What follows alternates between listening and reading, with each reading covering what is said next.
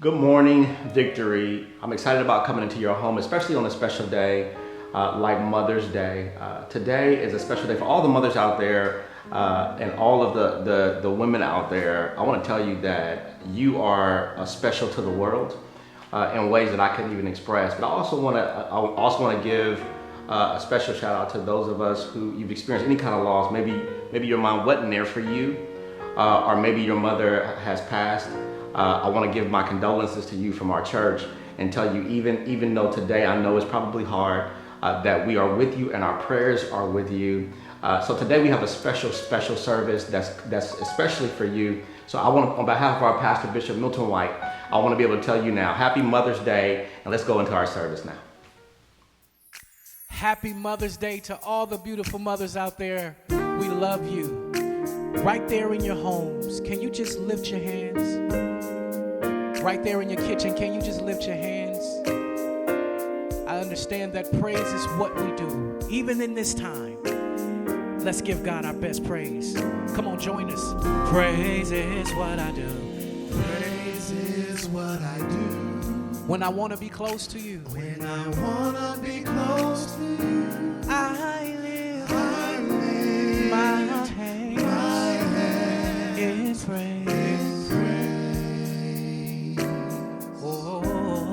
Praise is who I am. Praise is who I am. I will praise you. I will praise you while I can. I'll bless you at all times. All time. 'Cause I vow to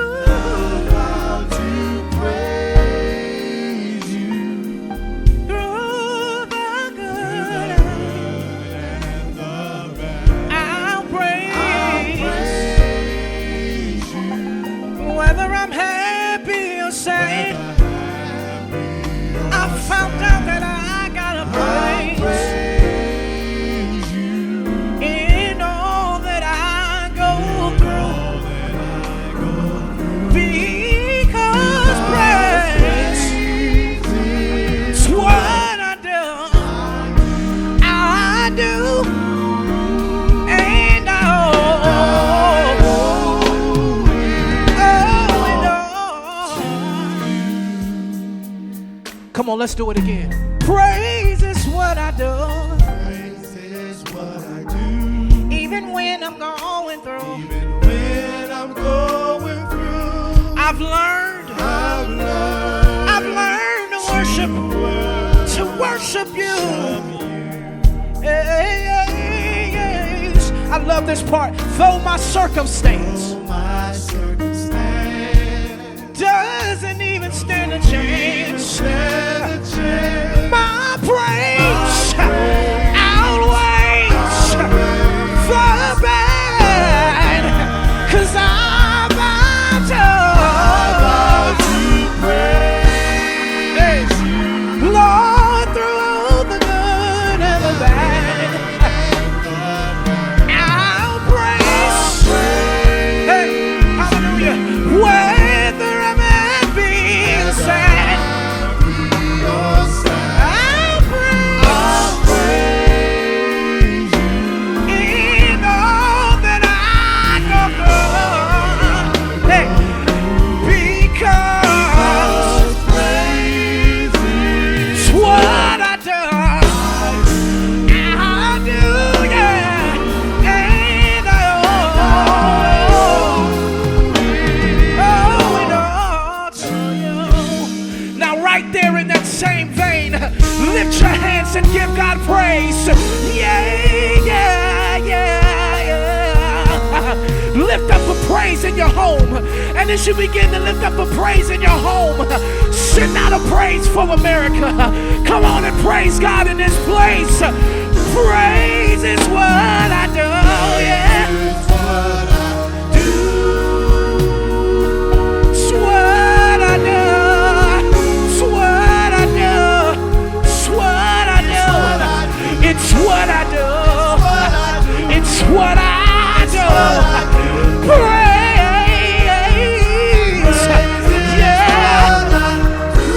Lift up a praise. As praises go up, blessings come.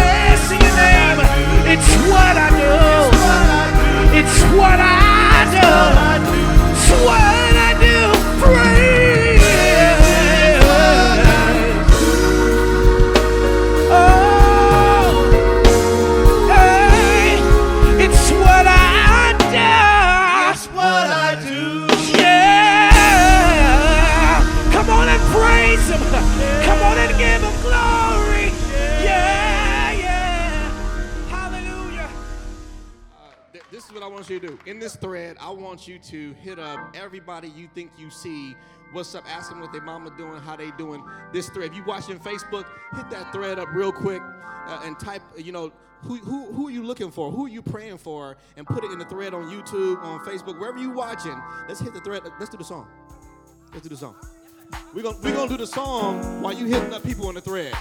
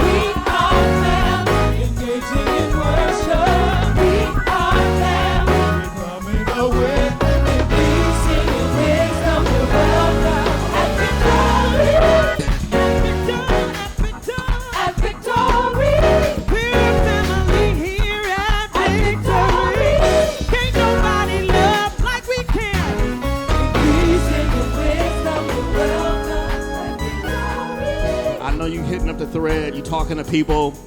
Victory is a gospel-based church that exists to equip people to conquer the challenges of life. And the way we do this is by growing in the Word, engaging in worship, becoming a witness, and increasing in wisdom. We are Victory. Say it like you mean it. Victory. Victory. All right, all right. Sometimes I feel like the world projects something that I don't think is necessarily true. I think it's important for us to come to grips with the fact that if it weren't for the voice of a woman, on some level we would even have the gospel. Okay, ease up for those of you who come in from a different space. I want to submit two things to you. I heard a preacher say this before. If the John 1:14, if the Word became flesh and dwelt among us, how did he become flesh? He became flesh by being carried in the womb of a woman. So the question that preacher asked was, if a woman carried the Word, how come she can't carry the Word now? Another thing that I'm just reading scripture that I process is that when Jesus was resurrected, the first persons that he chose to show himself to was women.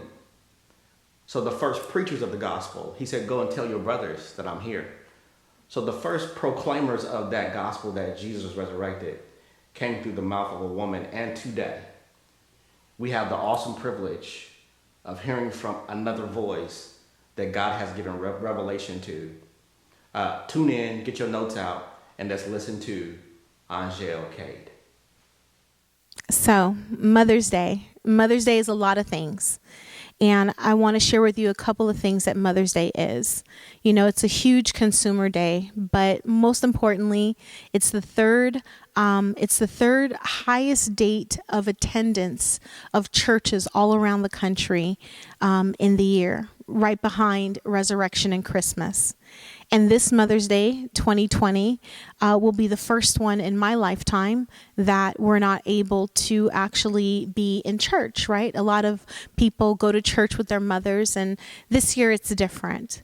Last year, according to the National Retail Federation, they calculated that over $25 billion was spent for Mother's Day. That's in cards and gifts and restaurants and flowers. And you know, the reality is that it's a huge consumer holiday, but it's in effort to share and represent the love that people have for the mothers in their life, for people that are mother-like, right? The the idea that the average shopper spends $196 on Mother's Day. These are real numbers to contend with because, again, this year is different. A lot of people are getting creative, or they're trying to figure it out, or they're Zooming, or they're not able to do what they would normally do on Mother's Day. According to Insure.com Mother's Day Index, the various tasks that the average mother performs in the home, whether it's cooking or cleaning or caring for kids or tutoring or all the things that are washing clothes or whatever it is that happens at home, when they calculated the average of what it would cost to pay a professional to do those tasks, they said the average mother would be worth $71,297 a year in the professional world. That means a lot. That means a lot of work goes into being a mother. But again, today is Mother's Day, and Mother's Day is not canceled. It's just different, right? Mother's Day is different than what it's been in the past. For some of us, if your mother is away or in a home, you're not able to see them on Mother's Day, where normally that would be the time you would go. For some students or kids that are away, they've been brought back home due to the quarantine, so now they're with their mothers, and so it's different than what it would have normally been. Whatever it is in your situation or scenario, just realizing that it's different. Maybe the restaurants aren't crowded, but maybe Postmates will be late. Maybe all the gifts won't be given on that day because of a delay of delivery. But whatever the case is, just know that today is still a day to be celebrated. I do want to talk to a few of you who maybe Mother's Day is not 100% happy for you. You see, when someone says Happy Mother's Day, or when you hear everyone celebrating their mothers, for other people it creates a trigger. Maybe if your mother has passed away and she's no longer here, every time Mother's Day comes around, you remember her and you honor her, but you hurt because of the loss, because she can't see where you are right now in your life, or she's not able to look in your eyes. You're not able to look into hers, and you're not able to hug her, or give her her flowers now, or let her know how much you love her now, or how much she means to you. Whatever the case is, or maybe you're a mother and you had children and your children have passed away. For me, my son passed away May 8th. It was the eve of Mother's Day in 2010. And so Mother's Day becomes bittersweet because there's a loss and there's a missing that happens because you felt like, I should have been able to be a mother to my child. And so Mother's Day becomes bittersweet to you. Maybe for some of you, maybe your mom abandoned you, or maybe your mom abused you. Maybe it was verbal abuse. Maybe it was physical abuse. Or maybe you just never even knew your mom. Maybe you were in the system or in foster care and your mom never looked out for you or was there for you and you didn't really even know her. But whatever the case is, the reality is what we do all have in common is that we were born of a mother. And the other thing that at least the Bible does is it makes it clear that the difficulty of motherhood is not anything new. There are women in the Bible who've had children that have killed each other, that they have favored, that they have advocated for, that they have given up, that there are scenarios in the Bible where they have suffered, women have suffered barrenness or infertility or not being able to have children. Whatever the case is, there's accounts all throughout the Bible of women that have hurt around the idea of motherhood.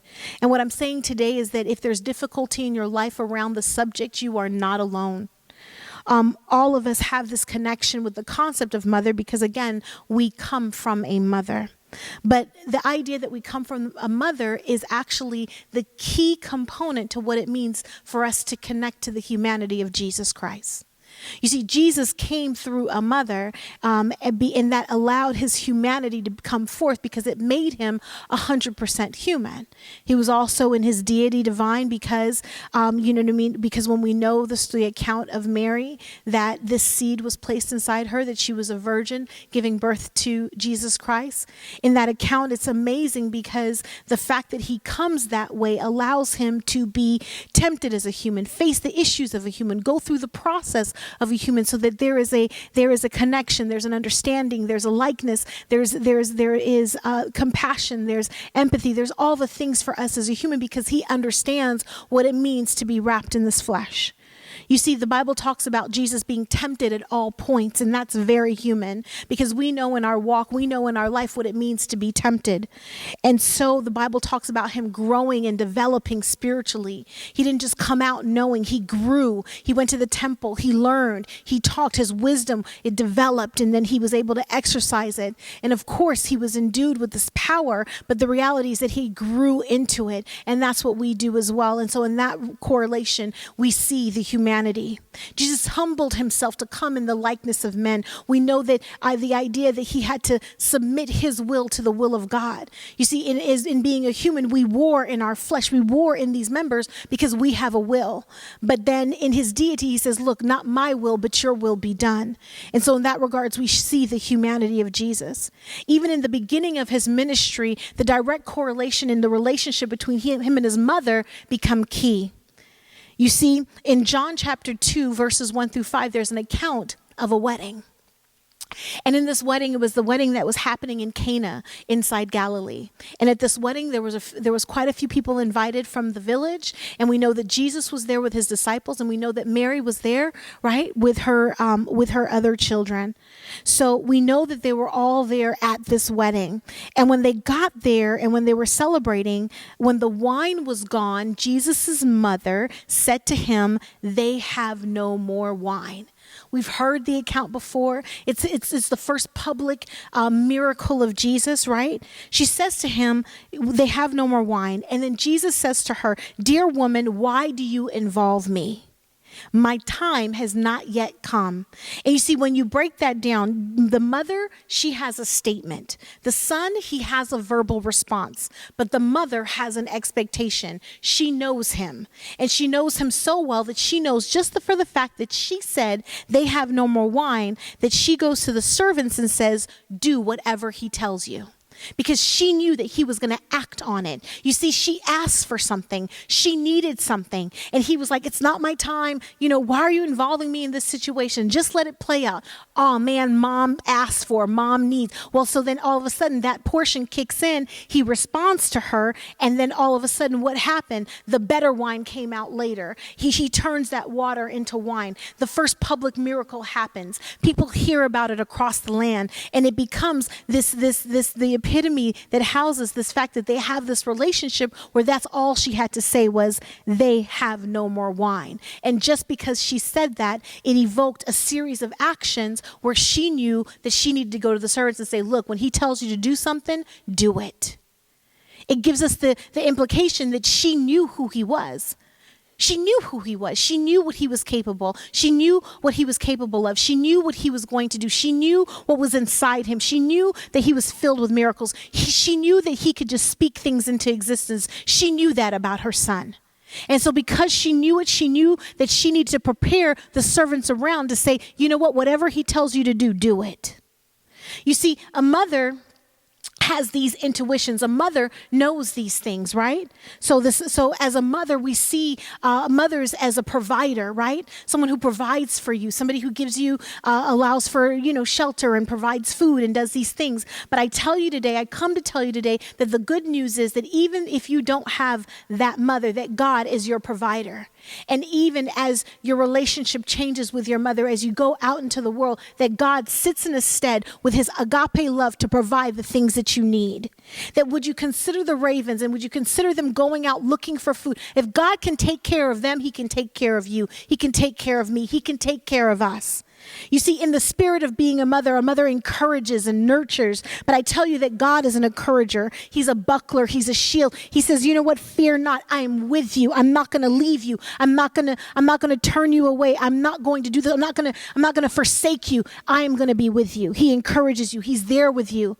And so then your mom, she is a supporter, right? She's the one in the first row during your play, during your event, during your sports, during your match, during your recital. Mom is right there to cheer you on. But I tell you that even if you've lived a life where your mother wasn't there to cheer you on, wasn't there to support you, that God has seen you at the very beginning and that you are the apple of his eye. And I tell you that God has showed his love for us because he continues to give us what we need. And he's given us even more so his only begotten son. And so it's in that stead that I want to employ to you today that on this Mother's Day 2020 that you can have the love that God has for you. That for you, it is actually something that he's placed at the altar. He's placed at your feet. He's placed right now where you are. If you're looking at it on your phone, if you're laying in your bed, if you're sitting at your desk, if you're streaming from your TV, if you're sitting on your couch, if you're whatever it is that you're doing right now, that God is giving to you this grace. He's giving to you this love. He's making available himself because he saw fit to come. He said, would a man be born twice? Would he be born? How could a man go through his mother's womb again? How could he go through the process of being born again, with a woman? You can't. But he says, you know what? I'm going to make you a new creature. You're going to be born again in me. And so that's the greatness. That's the flexibility. That's the opportunity that God has given us, that we can be born again in him. So for those of you that were born, you were born one time to your mother, and I tell you that you can be born again. There's an account that I want to tell you about in 1 Kings. And in this account, it's at the beginning of the reign of Solomon. And we know that Solomon was given in a dream. He was asked by God, what do you want? What is it that you want? Ask me for anything. And Solomon, in his wisdom, even before he got it, he says, I want the wisdom to know how to lead your people. And God blessed him with this wisdom that had rumors of it throughout the world, that was spoken throughout the lands, where people knew that Solomon was the wisest man on the earth. And in one of the first accounts of his judgment in his court, in 1 Kings, it talks about these two women coming to court.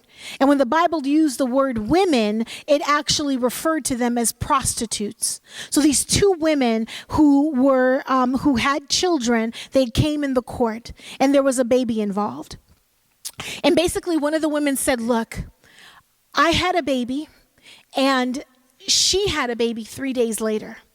And we each had a son. And she rolled over on her son in the middle of the night, and he died. And she took my baby out of my bed, and she replaced him with her baby that she had rolled on. And when I woke up in the morning to feed him, I noticed that he was dead. But when I looked at his face in the light, when I took him out into the light, then I realized that he wasn't my son. And I said to her, you took my son. And she said, no, I didn't take your son. My son is alive. Your son died. That's your son. So they were there in the court of Solomon to decide whose son this belonged to. And Solomon, after hearing all this, and the women began to shout, and they were arguing back and forth. And he says, look, both of you say that this live baby is yours. And then Solomon says, someone bring me a sword. He says, look, this is what we're going to do. We're going to cut this baby in half. And one of the women cries out, don't kill my baby. Go ahead and give him to her if that spares his life. While the other one begins to say, oh, go ahead and cut him in half, then neither of us will have a baby. Immediately, Solomon knows which one is really the mother. You see, because a mother is going to advocate. A mother is not going to sit by and watch her child be cut in half and it be okay. No, a mother is going to say, you know what? I'm willing to give him up so that he doesn't die. I'm willing to give him to you so that he is able to live. I'm willing to give him over. I'm willing to let him go. I'm willing to do whatever it takes so that he is going to be okay. That is what I'm going to do, because I'd rather see him live than for me to be right and you to cut him in half. So no, give him to her. Immediately, Solomon knows this is the real mother. Give her the baby. And then the word had spread throughout the land of his wisdom. But the point being is that here is this mother that was willing. She was willing to give him up so that he wouldn't die. But Jesus came to die to save our souls. Jesus came to die so that we could live. He came to die so that we could have the freedom. He came to die so that we could have the victory. He came that we would have life. He came that we would have abundance. That is why he came. That is why he died. That is why he came through this route. That's why he came through the lineage. That's why he came through the seed of David. That's why he came through a woman. That's why he suffered the cross. That's why he endured the pain. That's why he let his will down so that God's will could go up. That is why he did it, because he knew he saw us. He saw you. He saw you in this moment. He saw you where you are. He saw you right where you were sitting. He saw right what you would need. And he said, you know what? I need to be able to have the victory. I need to be able to give you the power. I need to be able to encourage you. I need to be able to touch you right where you are. And for that to happen, I've got to die so that I can rise again and show that I have the victory, all of it in my hand. And so that is what he did. And I'm telling you today that the good news is that it is Mother's Day 2020, but on this day, you don't have to be the same. On this day, your life could be changed. On this day, you could give your life to Christ. On this day, you could decide something different. On this day, you can give over to everything. You see, we were born in sin. We were shapen in iniquity. Sometimes you look at a baby and you're like, oh, that's a face that only a mother would love. But I tell you today that God looked at us in all of our ugliness and all of our sin and all of our wretchedness and all of our shame and all of our past and all of our issues. And he says, you know what? I love you in spite of yourself. I love you in spite of what you've done. I love you in spite of all that stuff. You know what? I see beyond that. I see beyond that. I see the glory. I see the possibility. I see the potential. I see the hope. I see the things that are in your eyes to do. And I want to call you to it. I want you to rise to it. I want to give you the strength for it. And so that is what he does. You see, he sees beyond the ugliness that's inside of us. You see, even Paul says, he says, look, I've got to die daily. I've got to get rid of this wretched flesh. You know, who is this wretched man that I am? That evil, it's always around me. But you know what? God came to redeem us of it. And that is the good news for today.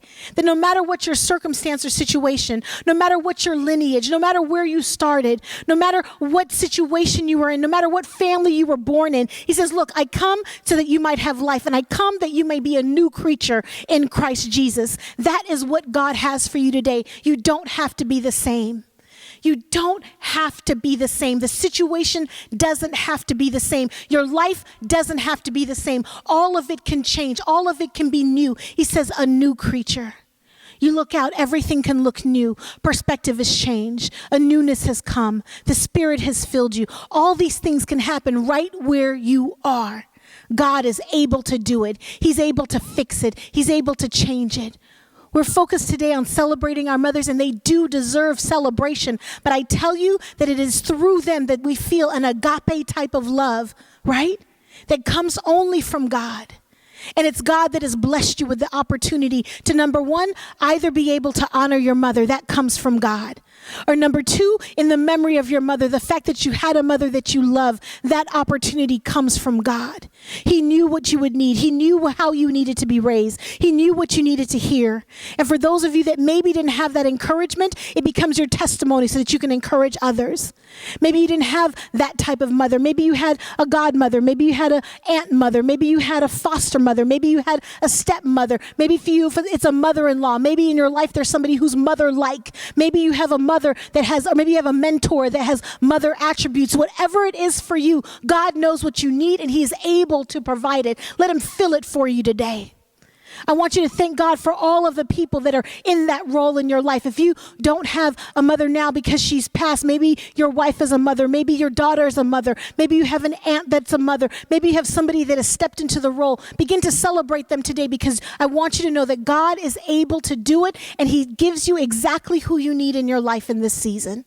This is the good news that I have for you today. The good news is that God is able to come right where you are. He's able to deliver you right where you are. He's able to supply everything that you need. He's able to heal your body. He's able to give you victory. He's able to give you power. I'm telling you right now, you can call the number on your screen, dial 626-794-4700, and we have prayer warriors, prayer agents that are on the line ready to receive your call. You can put the call on speaker. You can put it in the middle of your room. You can say, pray for my whole family right now. You can do it today. God is able to touch you. He's able to meet you. He's able to come right into your room. You are deserving, and he is able. You've been prepared for this time, and he is able. All you've got to do is open up and let him in. He is ready to fill you. He's ready to present himself to you as a savior, as a father, as a mother, as anything, everything that you need. He's a buckler. He's a shield. He's our strong tower. He's He's our rock. He's our defense.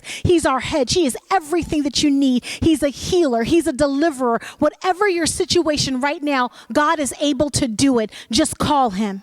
Sometimes you need encouragement. Sometimes you need to touch and agree. Sometimes you need to just say it out loud. And I'm telling you today, get out of your own way and dial the number right now, because God is waiting. He is ready to listen. You could even speak it right now where you are, in your room, in your bedroom, on your chair, sitting at your desk, sitting on the couch, watching it on the screen, watching it on your phone, whether you're on Facebook or YouTube, wherever you're streaming it, wherever it is broadcast. I'm telling you that right now, God is ready to meet you. And Mother's Day 2020 doesn't have to be the same. You could draw a line in the sand and you can say, you know what? This is the day that the Lord has made. I will rejoice, and not only I'm going to be glad in it, but it will never be the same. I will be a new creature. I'm destined to look at myself brand new. There's a new perspective that is happening in my life. He's come so that I can have life, and I'm ready to receive it more abundantly. And I'm telling you today that God has this message for you right where you are. No matter if you're a mother, no matter if you've no matter if you have a mother that's living or a mother that's passed, I'm telling you that this Mother's Day, you can remember it forever,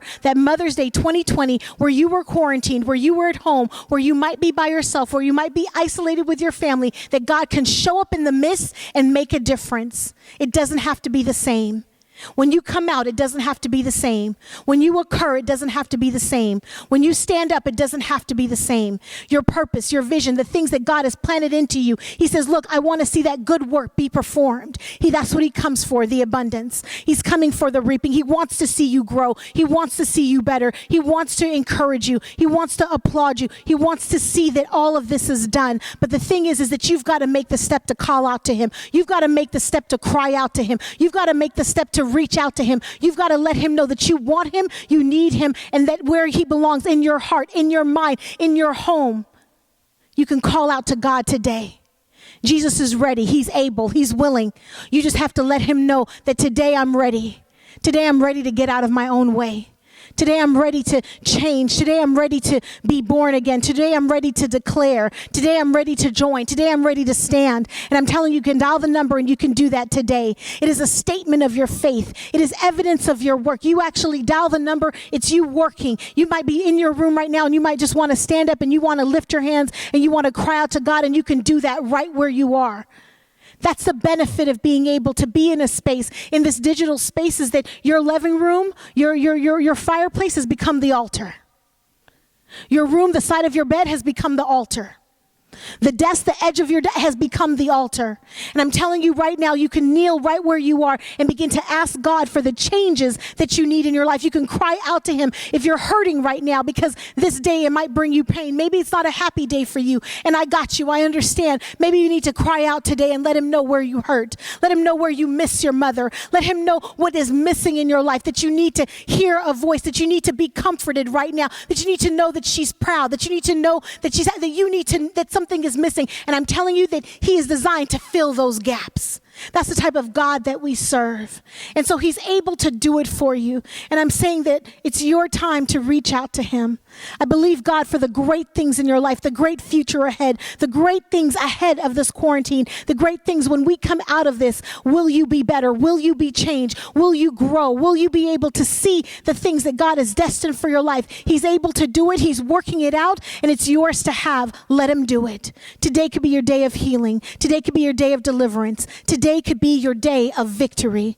With that said, I want to tell you happy Mother's Day to all of you near and far. For those of you that are mothers that have given birth, to those that are mothers because you've chosen to be one, foster mothers, stepmothers, mothers-in-laws, mothers-in-love, whatever you are. Maybe you're an aunt mother, maybe you're a village mother because you stand up to fill in the gap. Wherever you are, maybe you step in and you are a mentor and you have nurturing qualities. Wherever you are, just know that in the spirit of that motherhood, that you fulfill that for someone else. I applaud you today, and we celebrate you today here at Victory Bible Church, and we thank God for you. Enjoy all that Mother's Day has to offer, and God bless you.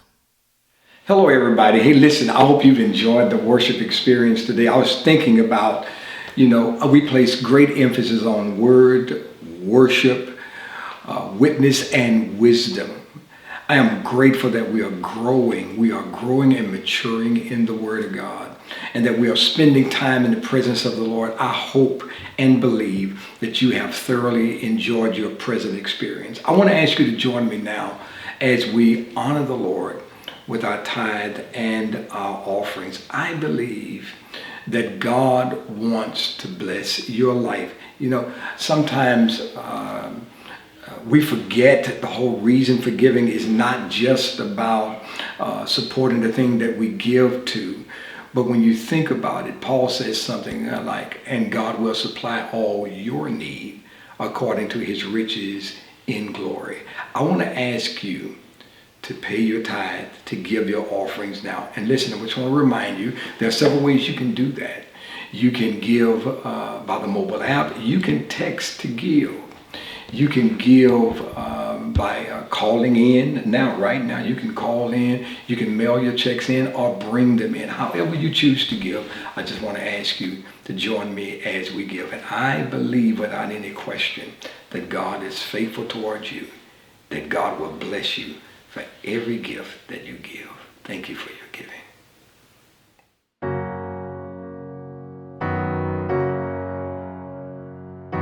I will worship with all my heart. I will praise you with all of my strength. I will seek you all of my days. I will follow all of your ways. I will give you all my worship. I will give you all my praise. You alone I long to worship. You alone are worthy of my praise. I will bow down and hail you as King. I will serve you, give you everything. I will lift up mine eyes to your throne. I will trust you. I will trust you alone. I will give you all my worship. I will give you all my praise. You alone I long to worship. You alone are worthy of my praise. I will give you all my worship. I will give you all my praise. You alone I long to worship. You alone are worthy of my praise. Worthy of my praise. My praise. Worthy of my praise. Today's service was something very, very, very special. I know all of you out there are encouraged after that great word. Here at Victory, we want to make sure that we equipped you to conquer the challenges of life. And I know that message, for not just for our mothers, but for everybody that's watching, equipped you to be able to conquer the challenges in your life. And so today, I want us to take that word, not just by hearing it only, but I also want us to become doers of the word that we just heard. Let's be excited about this week. Once again, on behalf of our pastor, Bishop Milton White, and our First Lady, Lady Patricia White, Happy Mother's Day. Peace. We also have an amazing virtual youth service. Just go to vbc.cym on Instagram. The fun starts at 11:30 a.m. See you soon. You alone are worthy of my praise. I will give you all my worship.